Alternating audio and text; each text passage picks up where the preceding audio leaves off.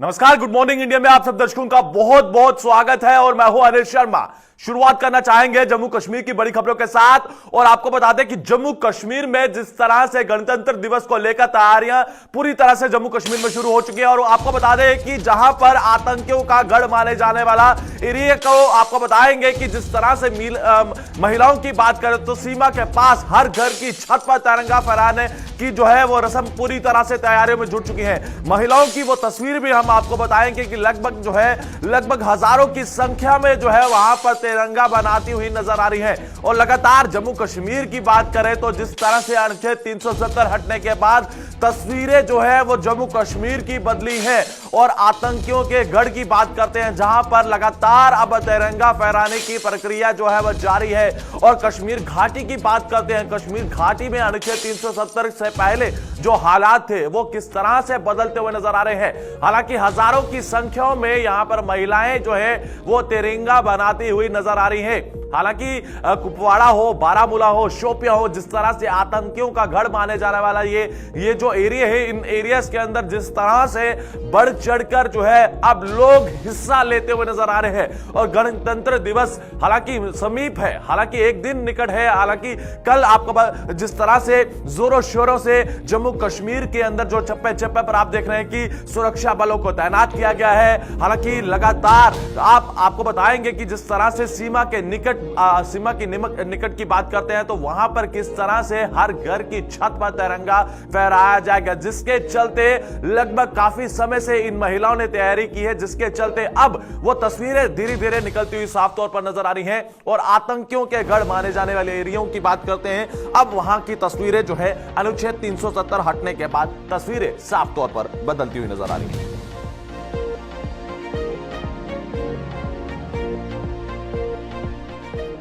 बढ़ते हैं अगली खबर की ओर और अगली खबर की शुरुआत करना चाहेंगे राहुल गांधी की बात करते हैं तो राहुल गांधी के बयानों को लेकर एक बार फिर से अब आपको बताएंगे कि बयानात जो है वो बदलते हुए नजर आ रहे हैं।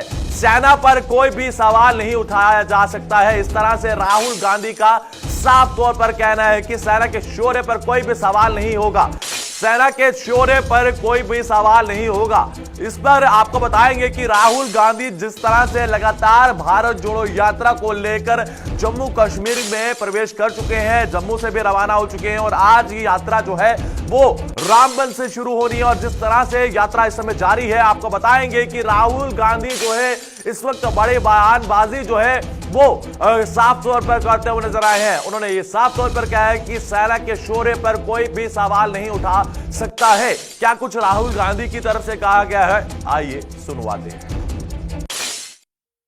जो दिग्विजय सिंह जी ने कहा उससे मैं बिल्कुल अग्री नहीं करता हूं। हमारी आर्मी पर हमारा पूरा ट्रस्ट है, अगर आर्मी कुछ करे सबूत देने की कोई जरूरत नहीं है। तो मैं पर्सनली उनके स्टेटमेंट से कंप्लीटली डिसएग्री करता हूं और कांग्रेस पार्टी के ऑफिशियल पोजीशन भी यही है कि वो दिग्विजय जी का पर्सनल ओपिनियन है, वो हमारा ओपिनियन नहीं। जो दिग्विजय तो आपने देखा कि राहुल गांधी की बात करें तो आप बयानात जो है वो बदलते हुए नजर आ रहे हैं। मगर बढ़ते हैं अगली खबर की ओर। अगली खबर भी आपको बता दें कि दिग्विजय के बयानों को लेकर जिस तरह से अब भाजपा जो है वो लगातार इस पर हावी होती हुई नजर आई है और इसके साथ साथ राहुल गांधी को भी माफी मांगने के लिए जो है ये साफ तौर पर भाजपा की तरफ से कह दिया गया है। हालांकि कल भारतीय जनता पार्टी के प्रदेश अध्यक्ष रविंद्र रैना की तरफ से प्रेस कॉन्फ्रेंस की गई, जिसमें साफ तौर पर कहा कि राहुल गांधी और दिग्विजय को जो है माफी मांगनी चाहिए। राहुल गांधी जी और दिग्विजय की बात करते हैं तो उन्हें माफी मांगनी चाहिए, जिस तरह से विवादित बयान देते हैं। हालांकि राहुल गांधी और जयराम की तरफ से जो पल्ला झाड़ा गया है, मगर आपको बताएंगे कि जिस तरह से इन बयानों को लेकर लगातार बीजेपी अब हमलावर होती हुई साफ तौर पर नजर आ रही है। क्या कुछ कहा गया है, आइए सुनवाते हैं। नहीं, आप ये पूछ रहे हैं कि दिग्विजय सिंह जी की स्टेटमेंट पे मेरी व्यू क्या है, ये आपका सवाल है। कांग्रेस पार्टी ने इस देश को आजादी दी है। कांग्रेस पार्टी ने इस देश के सारे इंस्टीट्यूशंस क्रिएट करे हैं। कांग्रेस पार्टी की फिलॉसफी में ये देश बना है। जब हमारा देश जब हम अंग्रेजों से लड़ रहे थे, बीजेपी और आरएसएस के लोग अंग्रेजों के साथ खड़े थे, ठीक है, और उनकी आइडियोलॉजी ने, उनके नेताओं ने टू नेशन कॉन्सेप्ट दिया था सावरकर जी ने, हमने नहीं दिया था। तो कहने की बात है, जो दिग्विजय सिंह जी ने कहा उससे मैं बिल्कुल अग्री नहीं करता हूं। हमारी आर्मी पर हमारा पूरा ट्रस्ट है। अगर आर्मी कुछ करे, सबूत देने की कोई जरूरत नहीं है। तो मैं पर्सनली उनके स्टेटमेंट से कंप्लीटली डिसएग्री करता हूं, और कांग्रेस पार्टी के ऑफिशियल पोजीशन भी यही है कि वो दिग्विजय जी का पर्सनल ओपिनियन है, वो हमारा ओपिनियन नहीं है। अलगाववाद और पाकिस्तान की मानसिकता रखने वाले तत्वों से हमदर्दी जताई है। कांग्रेस के कारण देश का विभाजन हुआ। कांग्रेस की मेहरबानी से जम्मू कश्मीर के एक बड़े भूभाग पर 1947 में पाकिस्तान ने गैर कानूनी तरीके से कब्जा किया। माफी मांगनी चाहिए राहुल गांधी जी को कि उनकी पार्टी और उनके परिवार के जो नेता प्रधानमंत्री थे, उनकी गलतियों के कारण देश का भी विभाजन हुआ और जम्मू कश्मीर के और लद्दाख के बड़े भूभाग पर पाकिस्तान ने गैर कानूनी तरीके से कब्जा किया। इसके लिए श्री राहुल गांधी जी को माफी मांगनी पड़ेगी। श्री राहुल गांधी कहते हैं कि मैं इस यात्रा से जम्मू कश्मीर के लोगों का दर्द समझने की कोशिश कर रहा हूं। श्री राहुल गांधी जी को 70 साल लगे कि जम्मू कश्मीर के लोगों का दर्द क्या है। 70 साल पश्चिम पाकिस्तान के जो विस्थापित, जो रेफ्यूजीज जम्मू कश्मीर में रह रहे थे, उनको कांग्रेस ने अधिकार नहीं दिए, नागरिकता नहीं दी। दलित समाज के लोग, वाल्मीकि समाज के लोग, गोरखा समाज के लोग, गुर्जर और बकरवाल समुदाय के लोग, पहाड़ी कबीले के लोग जम्मू कश्मीर के अंदर जो हमारी मातृशक्ति है, महिलाएं हैं, पाकिस्तानियों ने कश्मीर घाटी के अंदर तांडव किया और 5 लाख के करीब कश्मीरी पंडित कश्मीर घाटी से निकाल दिए गए।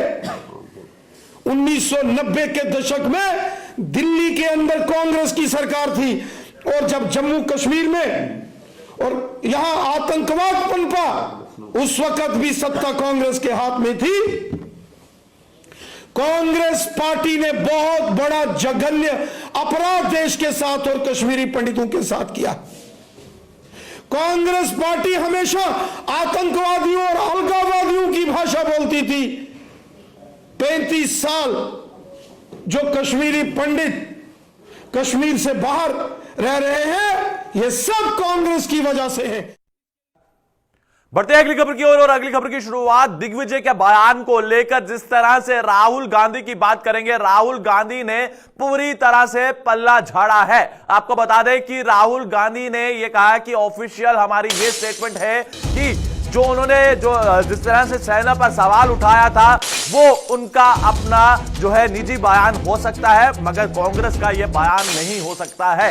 ये इस वक्त बड़ी जानकारी आपको बता दें कि जम्मू कश्मीर में आते ही दिग्विजय की तरफ से बयान दिया गया। उनकी तरफ से उन्होंने ये कहा कि सेना पर सवाल उठाया गया, जिस तरह से उन्होंने कहा कि सर्जिकल स्ट्राइक नहीं हुई है और उसके लेकर जिस तरह से कांग्रेस अब पूरी तरह से कटघरे में उतर चुकी है और जिस तरह से भाजपा अब लगातार जो है वह सवालात उठाती हुई नजर आई है, जिसमें आपने सुना कि भारतीय जनता पार्टी के प्रदेश अध्यक्ष रविंद्र रैना ने यह कहा कि राहुल गांधी को जो है वह 70 साल लग गए हैं कि जम्मू कश्मीर के दुख दर्द समझने में। आखिर ये दुख दर्द पहले क्यों नहीं समझ पाई। और जिस तरह से लगातार 70 वर्षों से जम्मू कश्मीर में कांग्रेस और तमाम अन्य दलों ने जो यहां पर किया है उसे अब यहां पर अपनाने नहीं दिया जाएगा। इस तरह से भारतीय जनता पार्टी के जो प्रदेश अध्यक्ष रविंद्र रैना है वो साफ तौर पर कहते हुए नजर आए हैं। और उसके बाद जयराम के बाद राहुल गांधी ने भी दिग्विजय के बयानों से पल्ला झाड़ा है। इस वक्त आपको बताएंगे कि जिस तरह से दिग्विजय जी की बात करें तो उन्होंने भी जिस तरह से सवाल सेना पर उठाए और उसके बाद जयराम की बात करते हैं, उन्होंने जिस तरह से पल्ला झाड़ा था, अब राहुल गांधी भी इन बातों को लेकर जो है वो साफ तौर पर जब प्रेस वार्ता हुई और जब पत्रकारों ने, हमारे संवाददाताओं ने उनसे सवाल पूछा तो वो पूरी तरह से साफ तौर पर राहुल गांधी जो है उन बयानों को लेकर जो है वो पल्ला झाड़ते हुए नजर आए हैं। आइए क्या कुछ कहा है सुनवाते हैं। सेना की ओर से कार्रवाई की जाती है वो ज़रूरी होती है। 2014 के पहले भी 5-6 सर्जिकल स्ट्राइक हुए थे। तो एक बार मैं फिर कह दूं, दिग्विजय सिंह जी ने जो कहा था, जिस संदर्भ में वो कहा था, वो उनकी निजी राय है, वो कांग्रेस पार्टी की राय बिल्कुल नहीं। मगर सर ऐसे कैसे कहा जा सकता है?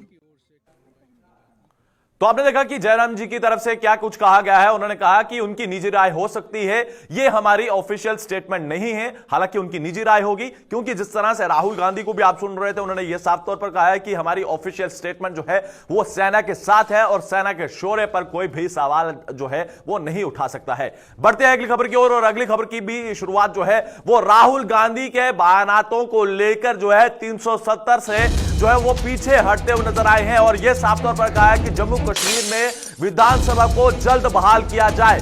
और यह कहा है कि 370 को लेकर जब पत्रकारों द्वारा और हमारे संवाददाताओं द्वारा सवाल पूछा गया, तो राहुल गांधी जो है 370 पर जो है वो बचते हुए नजर आए हैं। हालांकि कांग्रेस की तरफ से भी जो है वो लगातार हम स्टैंड देख रहे हैं कि जम्मू कश्मीर में किस तरह से आर्टिकल के एप्लीकेशन के बाद जो है क्या कुछ वो बयानात देते हुए नजर आते हैं, और गुप्कार अलायंस के साथ किस तरह से एक साथ होकर जो है ये लड़ाई लड़ रहे हैं। वहीं पर अब विधानसभा को लेकर भी राहुल गांधी ये कहते हुए नजर आए हैं कि जल्द से जल्द जो है उसे बहाल किया जाए। राहुल गांधी इस समय साफ तौर पर जम्मू कश्मीर के दौरे पर है और उनका यह कहना है कि मैं जम्मू कश्मीर के लोगों के दुख दर्द समझ रहा हूं, और जिस तरह से इस समय विधानसभा बहाल होनी चाहिए। इस वक्त आपको बता दें कि राहुल गांधी के जो बयानात आ रहे हैं, उनका यह कह रहा है कि अनुच्छेद 370 पर तो वो चुप्पी साधे बैठे हैं, मगर इसके साथ साथ उनका यह कहना है कि जल्द से जल्द जो है स्टेटहुड और इसके साथ साथ जो है विधानसभा के जो चुनाव है वो यहां पर करवाए जाने चाहिए। क्या कुछ कहा गया है, आइए। जम्मू कश्मीर में स्टेटहुड का मुद्दा है और हमारी व्यू है कि जल्दी से जल्दी स्टेटहुड आपको मिलना चाहिए और आपकी जो असेंबली है एक बार फिर चालू होनी चाहिए। जो आपका लोकतांत्रिक सिस्टम है वो एक बार फिर वाइब्रेंट होना चाहिए। जम्मू कश्मीर में बढ़ते हैं अगली खबर की ओर, और अगली खबर की शुरुआत जो है नरवाल धमाके को लेकर आपको बता दें कि लगातार जो है एक बड़ा खुलासा साफ तौर पर होता हुआ नजर आ रहा है, जिसमें सूत्रों के मुताबिक जानकारी आपको दे दें कि लगातार इस पूरे मामले को लेकर जो है वो पूछताछ जारी है। इस वक्त जो है 4 जो पुंछ के जो बताए जा रहे हैं उनसे पूछताछ की जा रही है, और दर्जन लोग जो है उनसे भी कई पूछताछ जो है वो की जा रही है। इस वक्त आपको बता दें कि पुंछ के 4 युवक समेत लगभग 1 दर्जन के खिलाफ जो है, आपको बता दें कि आज जम्मू कश्मीर पुलिस जो है बड़ा खुलासा कर सकती है। सूत्रों के मुताबिक आपको बता दें कि नरवाल धमाके को लेकर इस वक्त बड़ी सूचना मिल रही है। सूत्रों के मुताबिक आज जम्मू कश्मीर पुलिस जो है इस पूरे मामले को लेकर जो है एक बड़ा खुलासा कर सकती है। सूत्रों के मुताबिक नरवाल धमाके को लेकर हालांकि ट्विन ब्लास्ट वहां पर हुए थे, और जिस तरह से उसके बाद से लगातार जम्मू कश्मीर पुलिस, क्योंकि गणतंत्र दिवस जो है वो समीप है, उसके चलते पूरी तरह से जम्मू कश्मीर के अंदर चप्पे चप्पे पर सुरक्षा बलों को तैनात किया गया है। और इसके साथ साथ इस पूरे मामले को लेकर लगातार जो है वो पूछताछ जारी है, जिसके चलते पुंछ के 4 युवक समेत जो है दर्जन भर को जो है लगातार उनसे पूछताछ की जा रही है इस पूरे मामले को लेकर। आपको बता दें कि लगातार जम्मू कश्मीर की बात कर रहे हैं, तो जम्मू कश्मीर के अंदर जिस तरह से लगातार अब साजिशें जो है वो जम्मू संभाग के अंदर करने की कोशिश की जा रही है, चाहे वो राजौरी है, जम्मू का इलाका है या फिर पुंछ का इलाका है, लगातार इन जैसी एरियाज के अंदर जो साजिश रचने की कोशिश की जा रही है, उसे लेकर जो है आज जम्मू कश्मीर पुलिस जो है नरवाल धमाके को लेकर जो है एक बड़ा खुलासा कर सकती है। हालांकि आज जो सूत्र बताते हैं कि आज जम्मू कश्मीर पुलिस इस पूरे मामले को लेकर, नरवाल धमाके को लेकर जो है बड़ा खुलासा कर सकती है, क्योंकि जम्मू कश्मीर की बात करें तो जम्मू कश्मीर में आने वाले समय में जिस तरह से लगातार सुरक्षा बल और भी मुस्तैद नजर आ रहे हैं।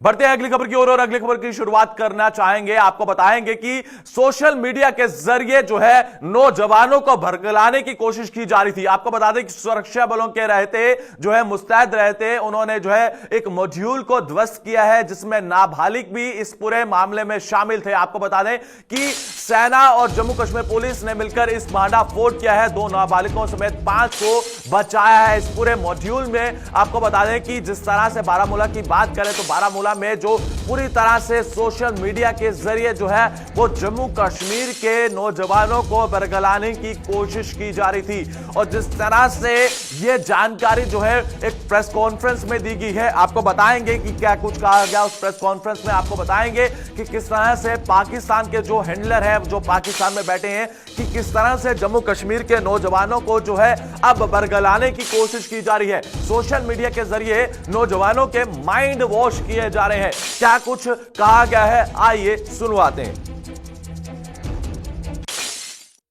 करके उनको टेरर फोल्ड्स में शामिल करने की कोशिश में रहते हैं। ऐसे ही एक मॉड्यूल का पता आर्मी 29 RR और JNK पुलिस बारामूला ने लगाया है और जिसके तहत हमने 5 ऐसे नौजवानों को आइडेंटिफाई किया है कि जो पाकिस्तान बेस्ड टेरर हैंडलर्स के साथ सोशल मीडिया के जरिए राब्ते में थे और वहां से उनको टेररिस्ट ऑर्गेनाइजेशंस में रिक्रूट करने की साजिश की जा रही थी। इस साजिश के तहत हमारे इन नौजवानों को बहकाया जा रहा था, रेडिकलाइज किया जा रहा था और उनको उकसाया जा रहा था गवर्नमेंट ऑफ इंडिया के खिलाफ। इस कॉन्स्पिरेसी का पता लगते ही जो है हमारी टीम्स ने इन नौजवानों को आइडेंटिफाई किया और उनके पेरेंट्स के जरिए, क्योंकि ये जो नौजवान है इनमें कुछ जो है जुवेनाइल्स है, कम उम्र के हैं, इनके पेरेंट्स के जरिए इनको हमने तो आपने सुना कि किस तरह से जो है वो सुरक्षा बलों ने साफ तौर पर कहा है कि जम्मू कश्मीर में जो है वो बरगलाने की कोशिश की जाती है और सोशल मीडिया के जरिए जो है इस तरह से पाकिस्तान साजिश रच रहा है कि जम्मू कश्मीर के नौजवानों को जो है आतंक के राह पर लिया जाए, मगर सुरक्षा बल पूरी तरह से मुस्तैद नजर आए हैं। आज के कार्यक्रम में इतना ही, कल फिर हाजिर होंगे। दीजिए इजाजत, धन्यवाद।